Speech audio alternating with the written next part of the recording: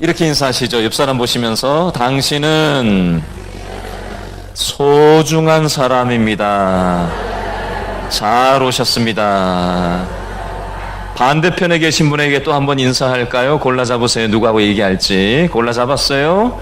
자, 따라합니다. 당신은 소중한 사람입니다. 잘 오셨습니다. 오늘 본문을 시작하기 전에 큰 그림을 먼저 그리고 나서 오늘 본문을 살펴보려고 합니다. 바울은 예수님의 십자가 죽음과 부활을 전도한다는 이유 하나 때문에 재판을 1심 재판을 하고 2심 재판을 마치고 지금 3심 재판을 앞두고 있는 그런 상황입니다. 1심 재판 내용은 우리가 지지난주 살펴봤던 사도행전 24장의 재판관 유대 총독이었던 벨릭스 총독 앞에서 1심 재판을 받았고요. 지난주 본문이었던 사도행전 25장에서 2심 재판을 베스도 유대 총독 앞에서 받았었습니다. 3심 재판은 우리로 치면은 대법원까지 가자 해서 그 내용이 우리가 한 11월 말쯤 되면은 사도행전 28장 끝을 우리가 설교를 하게 될 텐데 로마의 네로 황제 앞에서 3심 재판을 하게 됩니다. 오늘 본문은 그 사이에 있는 26장 1절로 18절 말씀인데요. 유대의 왕이었던 아그리빠 왕이 유대 총독으로 와 있던 2심 재판을 판결 내렸던 베스도 총독을 만나러 왔다가 베스도 총독이 이게 자기가 제대로 판결을 내린 게 맞나? 좀 불안하고 좀 그런 차에 유대인의 문화에 정통했던 유대 왕이었던 아그리빠 왕이 오니까 이 왕한테 내가 재판을 이렇게 판결을 내렸는데 당신이 좀 듣고 한번 좀 좋은 의견을 좀 달라라고 해가지고 또 이제 로마의 친필로 써서 이 재판 2심 재판 결과를 로마 정부에다가 올려야 되거든요. 그러니까 자기가 잘 써야 되잖아요. 그러니까 이 청문회를 열어서 오늘 아그리빠 왕 앞에서 바울이 얘기하는 그 내용을 베스도 총독이 잘 적고 하기 위한 용도로 이렇게 청문회를 오늘 열고 있다라고 보시면 되겠습니다. 자, 이 그림을 가지고 오늘 본문 사도행전 26장 1절에서 3절 말씀을 한 번 더 읽어보겠습니다. 시작.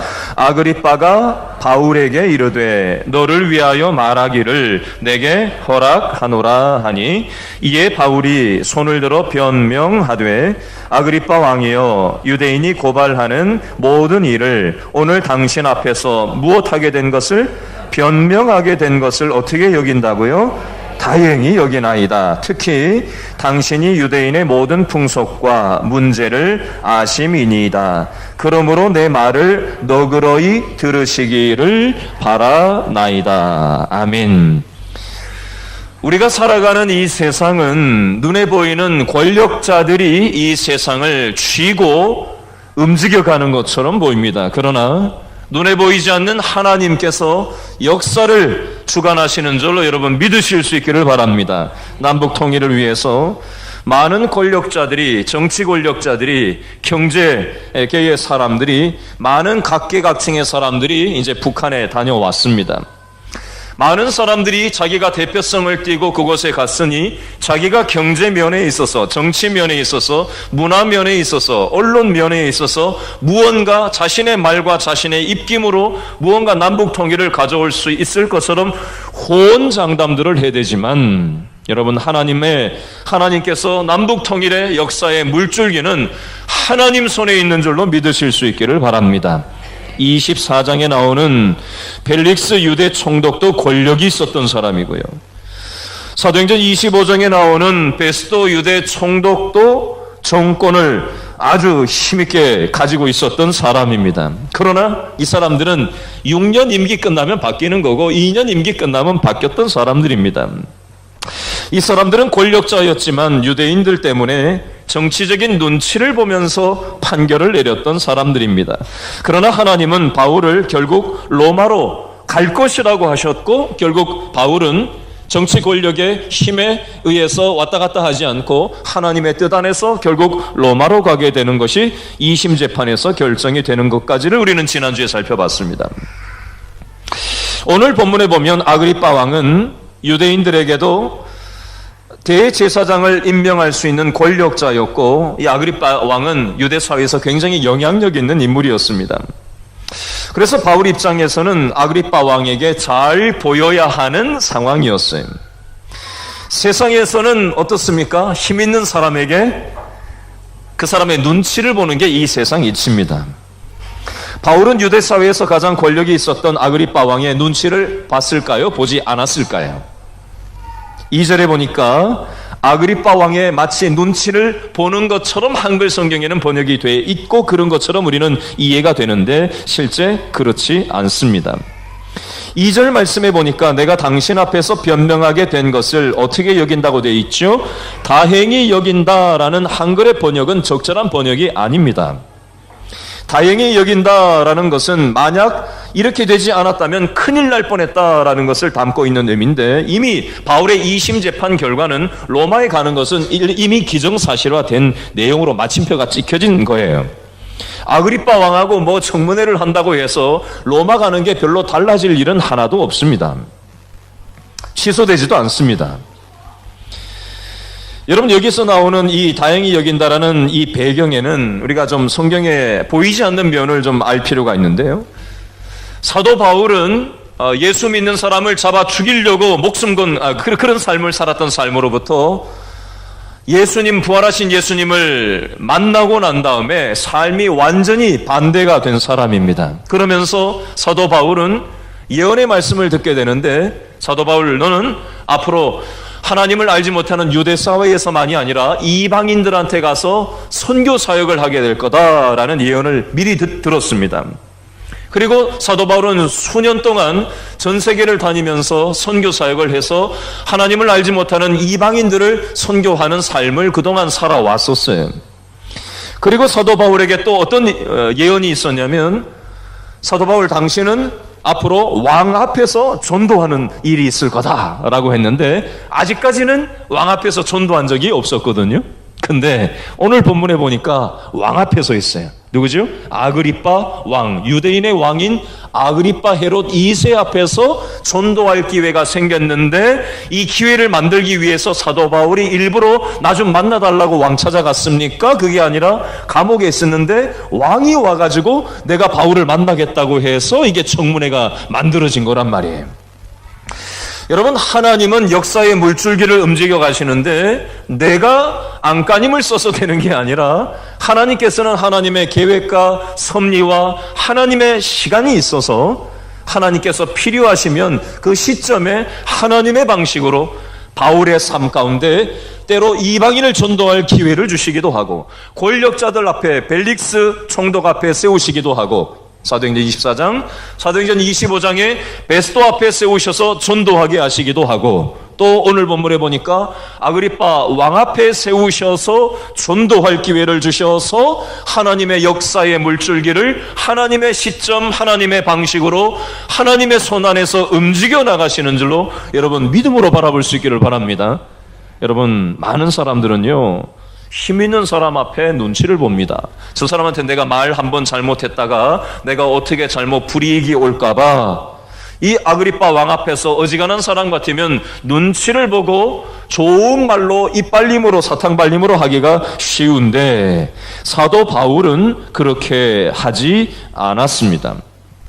오로지 예수님만 전하고 예수 십자가와 부활만을 정확하게 전도하는 사도 바울의 모습이 있습니다.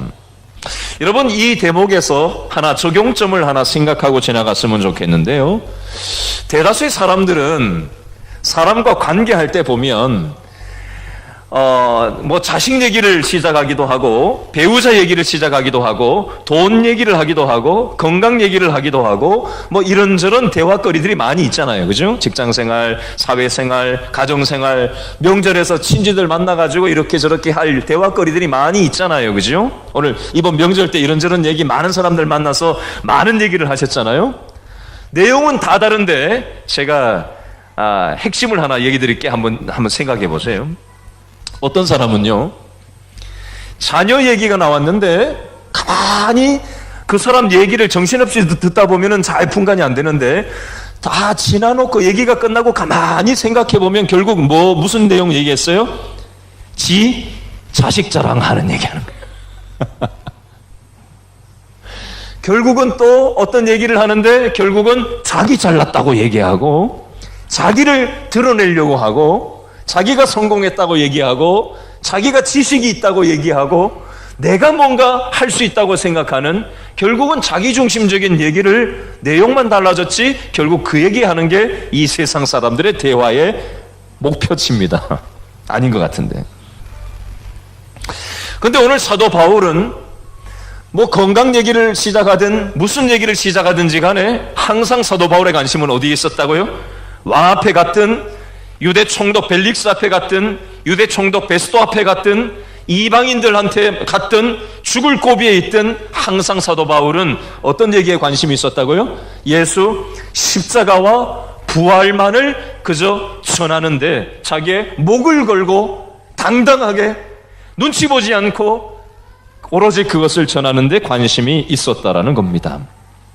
저와 여러분들은 어떤 대화, 어디에 관심이 있으신지 한번 생각을 해봤으면 좋겠습니다. 우리가 지금 1년 이상 사도행전 1장부터 오늘 사도행전 26장까지 이렇게 왔는데, 사도행전 설교 언제 마치나 하는데 올해 안에 마칩니다. 11월 한 말째쯤 되면 이제 사도행전 28장 끝까지 이제 마치게 되고 다른 본문으로 이제 넘어가게 될 텐데요. 사도행전에서는 총 3번에 걸쳐서 사도 바울이 자신의 신앙을 간증하는 내용이 3번 나오는데, 사도행전 9장에 나오고요, 사도행전 22장에 나오고, 오늘 본문 사도행전 26장에 보면 사도 바울이 예수 믿기 전에는 내가 이랬는데 예수 믿고 나서 극적으로 부활하신 예수님을 내가 체험하고 나서 내가 사도행전 9장에 이렇게 바뀌었다, 사도행전 22장에 이렇게 바뀌었다, 오늘 본문 사도행전 26장에 이렇게 변화됐다라고 하는 자기 간증을, 예수님 만난 얘기를 하고 있습니다.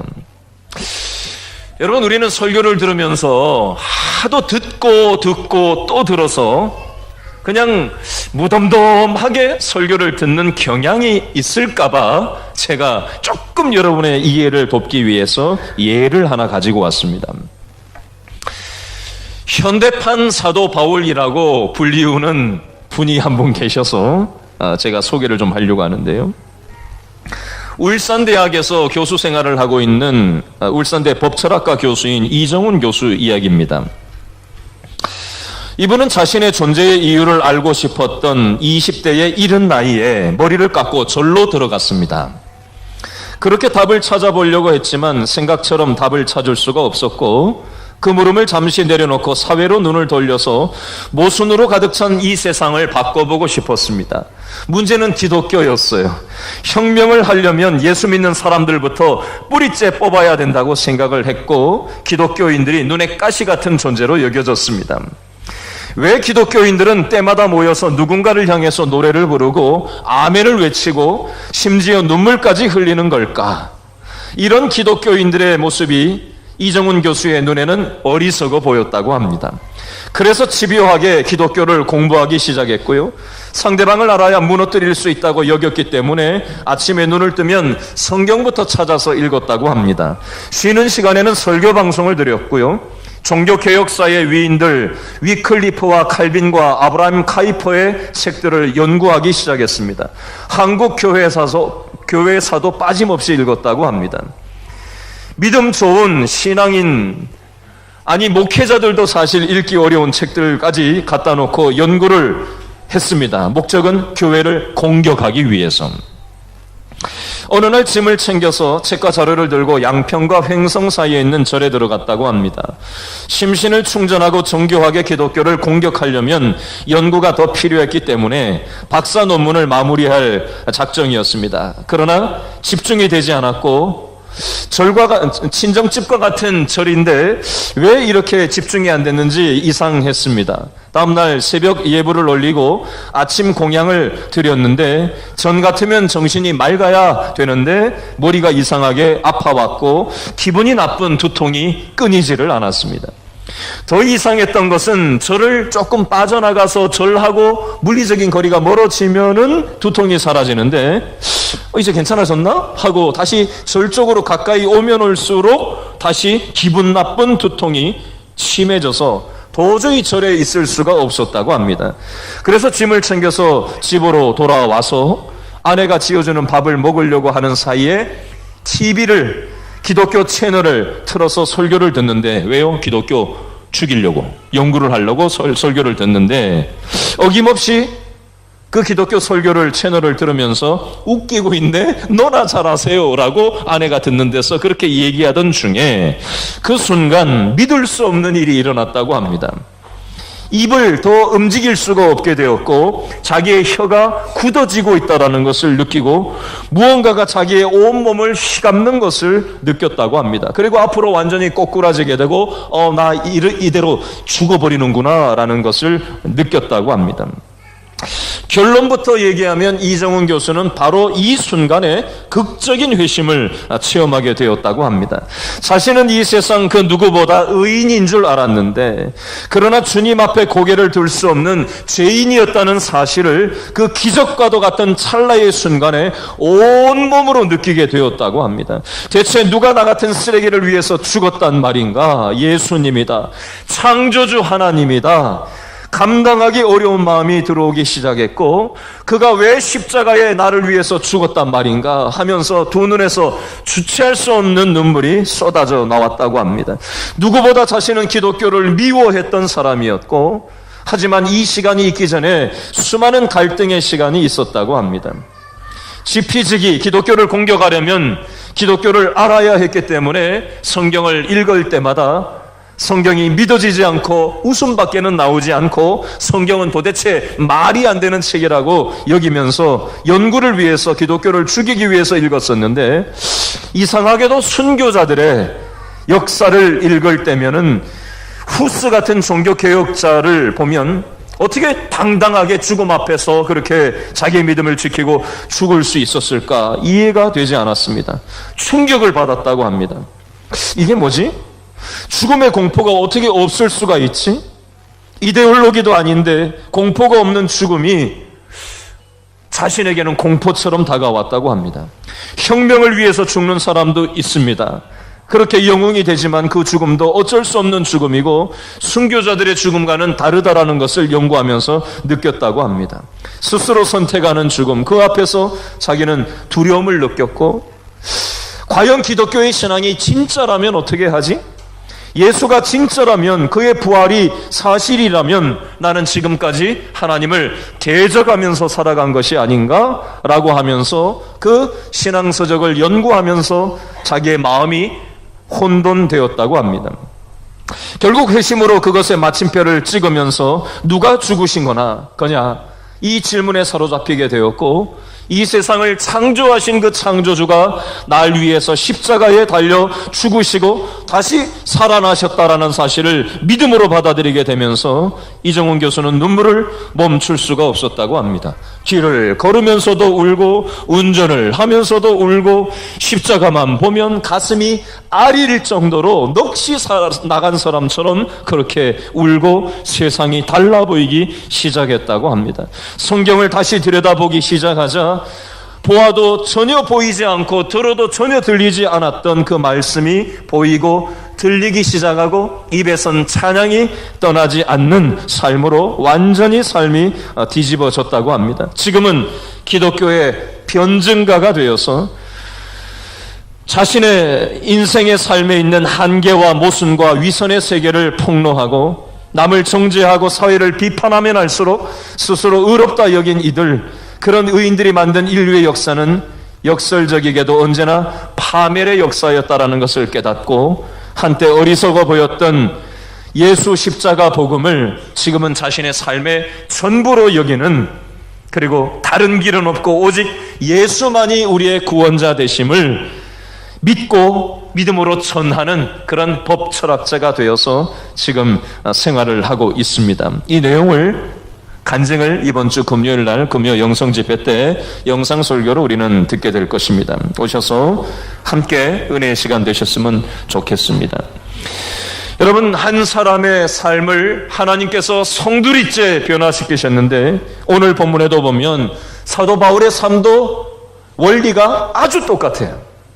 이정훈 교수하고 예수 십자가에서 죽으시다가 부활하신 사실을 믿음으로 전하는 사람들이 있다라고 하면 그것이 다른 나라가 됐든 어디가 됐든 그 예수 십자가 부활을 얘기하는 사람을 잡아 죽이려고 요즘으로 치면 시리아의 다마스커스라는 지역에 200km나 떨어져 있는 그 다른 나라까지 가서 예수 믿는 사람을 잡아 죽이려고 가던 그 사도 바울을 부활하신 예수님이 직접 나타나셔서 만나주셔서 너 왜 나 핍박하느냐라고 하는 예수님을 직접 체험을 하고 나서 사도 바울이 이방인들에게 다니면서 복음을 전하고 벨릭스 총독과 베스토 총독 권력자 앞에서 복음을 전하고 유대인의 왕이었던 이 아그리빠 왕, 오늘 본문의 아그리빠 왕 앞에서 목숨 내걸고 예수님을 십자가와 부활을 전도하는 삶으로 완전히 뒤집어진 이 사도 바울의 모습을 우리는 오늘 본문을 통해서 살펴보게 될 것입니다. 계속해서 우리 6절, 7절 말씀을 읽어볼 텐데요. 자, 6절에 두 단어가 나오고요. 7절에 똑같은 게 두 단어가 반복해서 나오는데 어떤 단어가 6절에 한 번씩, 7절에 한 번씩 반복해서 나오는지 찾아보시면서 6절, 7절 다 같이 읽겠습니다. 시작.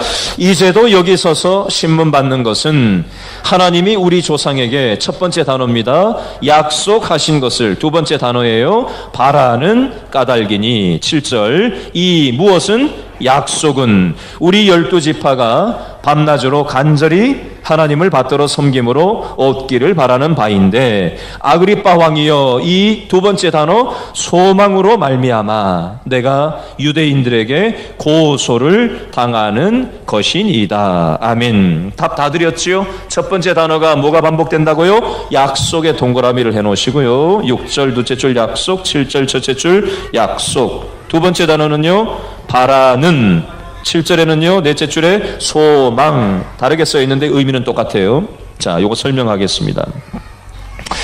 6절과 7절에 나오는 이 약속이라는 단어와 소망이라는 단어는 어떤 배경을 가지고 있는 내용이냐면요, 이스라엘 사람들은 아브라함 때부터 구약 시대부터 하나님의 약속을 붙잡았어요. 어떤 약속이었냐면요, 이스라엘 백성들을 구원할 메시아가 언젠가 오게 될 거다라는 그 약속의 성경의 말씀을 소망을 가지고 바라고 기다렸던 사람들이 바로 유대 민족이었습니다.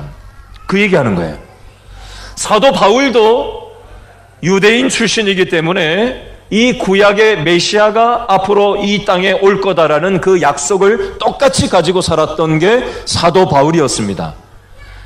그러나 사도 바울은 예수님께서 메시아라고 한 번도 생각한 적이 없었는데, 그래서 메시아라고 예수님께서 십자가에서 죽고 다시 살아나신 메시아라고 얘기하고 주장하는 예수쟁이들을 자기가 앞장서서 죽이고 다녔던 건데, 자기가 시리아로 가다가 다메섹에서 부활하신 예수님을 직접 체험하고 나니까 자기의 눈이 비늘에 벗겨지고 자기의 패러다임이 변하고 자기의 가치 판단 기준이 완전히 뒤집어져서 예수야말로 진짜 우리의 삶을 변화시키실 창조주요 메시아라는 사실을 믿고 나니까 기존에 유대 사회에서 믿었던 유대인들이 믿는 메시아와 자기가 믿는 메시아는 다른 메시아라는 사실을 지금 여기에서 얘기하는 거예요. 그러면 유대인들이 믿는 메시아는 어떤 메시아였을까요? 당시 이스라엘은 로마의 압제 속에 있었어요. 정치적인 속박 속에, 우리나라 일제시대처럼 로마의 식민지 상태였단 말이에요. 그래서 유대인들의 사고방식 속에는 우리 민족을 정치적으로 자유를 줄 수 있는 힘 있는 메시아가 이 땅에 나타나서 우리를 정치적인 로마 식민지로부터 자유를 주고 정치적으로 경제적으로 이 땅에서 잘 먹고 잘 살 수 있는 그런 메시아를 기대를 했는데 예수는 어떤 자였죠? 초라한 마국간에서 보잘것없이 태어나서 목수로 성장을 했고 그리고 초라하게 십자가에서 죽어가고 그것으로 끝났다고 생각하는데 예수쟁이들이 예수가 살아나서 저 사람이 바로 사람이 아니라 메시아요, 우리를 죄의 속박으로부터, 정치적인 속박이 아니라 죄의 속박으로부터 우리를 구원할 메시아로 오셨다라는 것을 얘기하자 사도 바울이 그걸 못 믿고 잡아 죽였던 거예요. 근데 그 예수님을, 부활하신 예수님을 자기가 만나고 경험하고 직접 체험하고 나니까 내가 생각했던 게 잘못됐었구나, 내가 잘못된 메시아관을 가지고 있었구나. 정치적인 독립이 아니라 우리의 영혼이 새로워지고 변화되는 것이 메시아가 하실 일인데 내가 이 세상의 논리로 메시아를 유대인들처럼 잘못 생각했다는 것을 깨닫고 우리가 바라야 되는 것은 바로 이 십자가에서 다시 살아나신 예수님이구나라는 사실을 믿고 그 사실 때문에 내가 재판을 받게 됐고 지금 이 법정에 서 있습니다 라고 하면서 6절과 7절에 그 얘기를 지금 하고 있는 거예요. 그러면서 8절 말씀에 사도 바울이 한마디를 더 아그리파 왕한테 덧붙이는 말이 8절에 나오는데 8절 다 같이 읽겠습니다. 시작. 당신들은 누가요? 하나님이 누구를요? 죽은 사람을 살리심을 어찌하여 못 믿을 것으로 여기나이까? 라고 반문하고 있습니다. 여러분 생각을 해보시죠. 창세기 1장 1절에 하나님께서는 창조주로 무에서 유를 창조하셨습니다. 무어가 있었기 때문에 그걸 이용해서 어떻게 한 게 아니라 하나님은 아무것도 없는 전무한 상태에서 말씀으로 이 세상을 무에서 유로 창조하신 창조주 하나님이세요. 여러분 생각해 보세요. 이 세상에 아무것도 없는 상태에서 유를 창조하신 창조주 하나님이시라면 기껏 죽은 사람 하나 살리지 못하는 창조주시겠어요? 여러분 우리는 이 세상의 논리로 신앙을 저울질하는 경향이 있습니다. 이 세상의 잣대, 이 세상의 기준, 사람의 할 수 있는 한계 상황 하에서 하나님을 이 세상의 잡신들과 비교하는 경향이 있습니다. 여러분 우리가 믿는 하나님은요 우리의 인간 지성의 틀 안에 갇혀있는 하나님이 아니세요. 이 세상의 질서 안에 갇혀있는 하나님이 아니시라는 겁니다. 하나님은 무에서 유를 창조하시고 생사화복을 주관하시고 지금도 역사를 주관하시는 주관자 되신다는 사실을 믿으실 수 있기를 바랍니다. 우리는 이 창조주를 믿는 거고요 모든 일에 전능하신 전능자 하나님을 믿는 것입니다. 사도 바울이 이 애타는 심정을 가지고 왜 창조주 하나님이 죽은 사람 하나 살리지 못할 것처럼 그런 정치적인 메시아를 당신들은 기다립니까? 나는 이 죽었다가 살아난 예수님을 만났고 이분이 바로 메시아고 이분을 우리는 믿어야 됩니다 라고 유대인들 권력자 앞에서 유대인의 왕인 아그리파 왕 앞에서 이 얘기를 지금 반문하고 있는 장면이 8절의 내용이 되겠습니다. 그렇게 하고 난 다음에 9절부터 12절 말씀에 보면 나도 예수님을 만나기 전에는 이러이러하게 살았습니다 라고 하면서 9절, 10절, 11절, 12절에 자신의 예수 믿기 전의 과거를 얘기하는데요 한 번 더 읽어볼까요? 9절로 12절 다 같이 시작. 나도 나사렛 예수의 이름을 어떻게 한 적이 있어요? 대적하여 많은 일을 행하여야 될 줄 스스로 생각하고 어떻게 했어요? 또 예루살렘에서 이런 일을 행하여 대제사장들에게서 고난을 받아가지고 많은 성도를 옥에 가두고 또 죽일 때에 내가 찬송 투표를 하였고 또 모든 회당에서 여러 번 형벌하여 강제로 모독하는 말을 하게 하고 그들에 대하여 심히 격분하여 외국 성에까지 가서 박해하였고 그 일로 대제사장들의 권한과 위임을 받아 시리아 다메스쿠스까지 갔던 과거가 있는 사람입니다 라고 자신의 예수 믿기 전에 잘못된 메시아관을 가지고 있을 때에 자신의 삶을 설명을 하고 있습니다. 여러분 바울은 자기의 삶에 확신을 가지고 살았었어요. 자기의 삶에 자부심을 가지고 살았었어요. 여러분, 이 세상 모든 사람들은 나름 자기 확신을 가지고 살아갑니다. 이정훈 교수도 자기 확신을 가지고 살았던 사람이에요. 사도 바울 되기 전에 사울일 때 자기 확신을 가지고 누구보다 당당하게 살았던 사람입니다. 그러나 그 자기 확신이라는 것이 잘못된 자기 확신이었고, 잘못된 약속과 잘못된 소망을 가지고 잘못된 번지수를 짚으면서 자신의 삶을 살아갔다라는 것입니다. 여러분, 이번 명절에 우리는 수많은 친지들을 만나고 이웃들과 친척들을 만났을 겁니다. 예수 믿지 않는 사람들은 예수님과 관계되어 있지 않는 세상의 가치 판단 기준이 자신의 삶에 행복과 만족을 줄 것으로 잘못된 자기 확신을 가지고 살아가고 있습니다. 그러나 교회 다니는 사람들은 예외일까요? 여러분, 교회 다닌다고 해가지고 예수님의 십자가 정신을 가지고 부활의 정신을 가지고 일상을 살아가는 사람들이 어떤 면에서 많지 않은 것이 현실입니다. 한국교회가 욕을 먹는 이유가 바로 거기에 있습니다.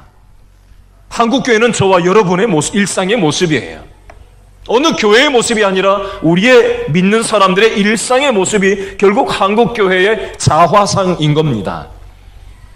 우리는 사도 바울처럼 예수 십자가를 어떤 방식으로든 경험하고 예수님이 나를 위해서 다시 부활하셨다라는 사실을 여러분 믿으십니까? 이렇게 자신이 없어요. 여러분, 예수님의 십자가 믿으세요? 제가 요청을 하고 물었기 때문에 자동 반사로 기계적으로 반응하는 거는요, 일상에서 힘이 없어요. 돈 문제가 걸렸을 때 내가 십자가 정신이 살아있어야 이게 돈 문제에 의해서 신앙 양심을 팔아먹지는 않게 되어 있습니다. 이해관계가 얽힌 나의 일상생활 속에서 제가 물어봐서가 아니라 진짜 내가 손해를 보더라도, 자존심이 상하더라도, 친지들에게 모욕된 말을 들을지라도 당당하게 내 신앙 양심을 믿지 않는 사람들에게 술자리에서 정확하게 고백할 수 있느냐?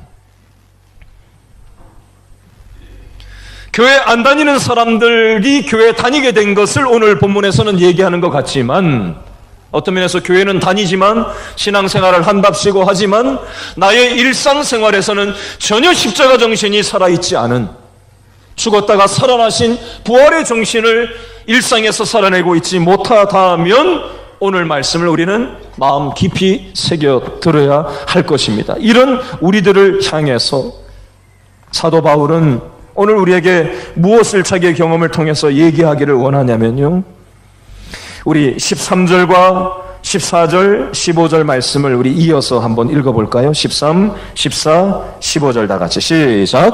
왕이여, 정오가 되어 길에서 보니 하늘로부터 해보다 더 밝은 빛이 나와 내 동행들을 둘러 비추는지라. 14절, 우리가 다 땅에 엎드러짐에 내가 소리를 들으니 히브리 말로 이르되 사울아 사울아 내가 어찌하여 나를 박해하느냐. 가시채를 뒷발질하기가 내게 고생이니라. 내가 대답하되 주님 누구시니까? 주께서 이르시되 나는 내가 뭐하는 박해하는 예수라. 아멘. 14절 셋째 줄에 내가 어찌하여 나를 박해하느냐 밑줄 쫙 그어놓으시고요, 두 번째 그 다음 줄 가시채를 뒷발질하기가 내게 고생이니라 밑줄 쫙 그어놓으세요. 요거 설명을 하겠습니다. 자, 14절 넷째 줄에 나오는 가시채라는 말의 뜻은요, 소모리용 막대기를 얘기합니다. 소모는 막대기, 끝부분에 뾰족한 금속이나 뼈조각이 부착된 소모리용 막대기를 가시채라고 얘기하는데요, 소가 말을 듣지 않으면은 농부가 그 막대기로 소를 때리면서 소를 부리는 데 사용했습니다, 이 가시채를. 그래도 소가 말을 듣지 않고 아프니까 뒷발질을 막 하면서 반항하면 할수록 농부는 더 심한 매를 때리면서 이 가시채로, 소모리용 막대기로 소를 자기가 부리기 위해서 이제 땡기는 장면이 나옵니다. 여러분, 이것은 뭘 얘기하는 거냐면요, 하나님께서는 인생의 주인이신 하나님께서 저와 여러분의 인생을 하나님의 삶으로 인도하시고 땡기시는데, 우리는 내 맘대로 살고 싶지 하나님이 원하시는 대로 살고 싶지 않은 게 우리 인간 본성이건, 욕망을 위해서 살고 내가 원하는 해피한 삶을 살고 싶은 것이 우리의 인간 본성이잖아요. 그렇죠? 그러니까 우리는 마치 소처럼 뒷발질을 치는 거예요. 하나님을 향해서 뒷발질을 치는 거예요. 난 그렇게 살기 싫다는 거예요. 나는 손해보고 살고 싶지 않고, 자존심 상하고 살고 싶지 않고, 나는 나이스하게 요즘 말로 나이스하게 살고 싶고, 해피하게 살고 싶고, 내 욕망을 따라 살고 싶고, 교회 나와도 그게 우리의 인간 욕망이잖아요. 그러나 그럴 때 그렇게 산 결과가 뭐예요? 가시채를 뒷발질하기가 내게 고생이니라 라는 말의 의미는요, 하나님 뜻대로 살지 않고 내 맘대로 살면 그 삶이 잠시 잠깐 행복한 것 같고 잠시 잠깐은 좋은 것 같지만, 결국 하나님이 우리를 사랑하시기 때문에 하나님은 우리의 삶을 하나님 쪽으로 항상 땡기세요. 그게 이제 겉돌면 이게 삶이 엉키면서 피곤하고 힘들어지는 거예요. 저는 우리 길신교회 모든 성도들의 삶이 하나님의 사랑의 음성을